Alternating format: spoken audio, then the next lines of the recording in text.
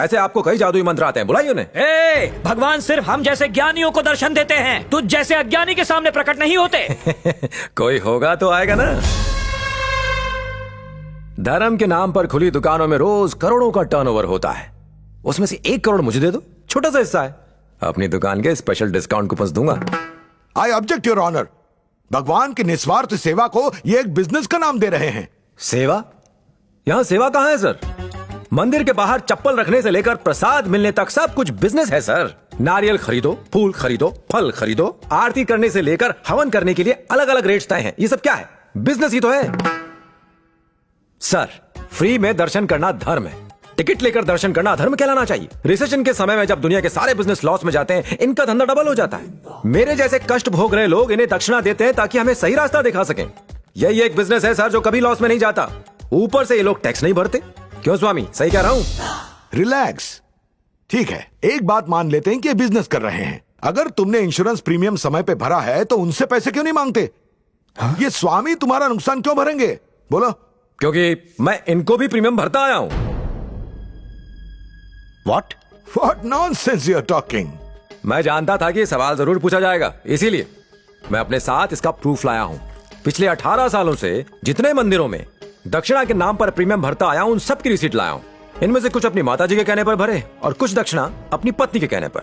ये देखिए, मेरी जिंदगी का पहला प्रीमियम 1100 रुपए उस वक्त तिरुपति के मंदिर में पे किया था। और भी कहीं है। गणपति के स्टॉल के लिए हर साल 5000 रुपए का चंदा देता हूं। उसे स्टॉल नहीं कहते मूर्ख, उसे पंडाल कहा जाता है। जानता हूं। 3 साल पहले मेरी दादी सीढ़ियों से गिरी, डॉक्टर्स ने उम्मीद खो दी थी। एक पंडित ने कहा कि महामृत्युंजय का जाप करवाइए, वो बिल्कुल ठीक हो जाएंगी। मैंने जाप करवाया, दादी ऊपर चली गई और 30,000 खड्डे में।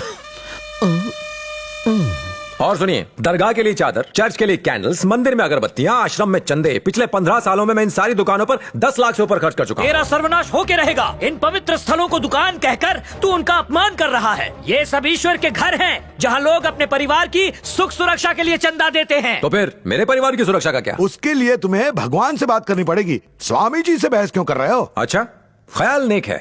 आपके पास मोबाइल तो होगा, बताएंगे उसमें कौन सा सिम है? रिलायंस। मान लीजिए आपका सिम काम नहीं कर रहा है, तो आप कस्टमर केयर पर कॉल करेंगे या फिर सीधा अंबानी को फोन लगाएंगे? क्या मुकेश भाई मारो सिम चाल से नहीं।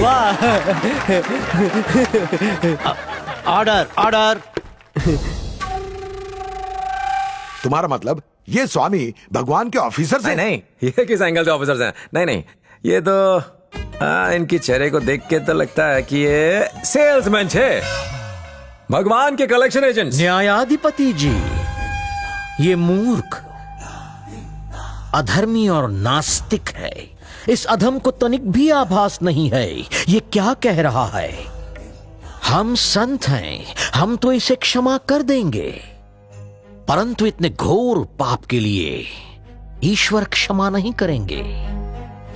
अगर अपने मन में भगवान के लिए क्रूरता रखेंगे तो जिंदगी भर चैन से नहीं जी पाएंगे। क्या तेवर है बाप?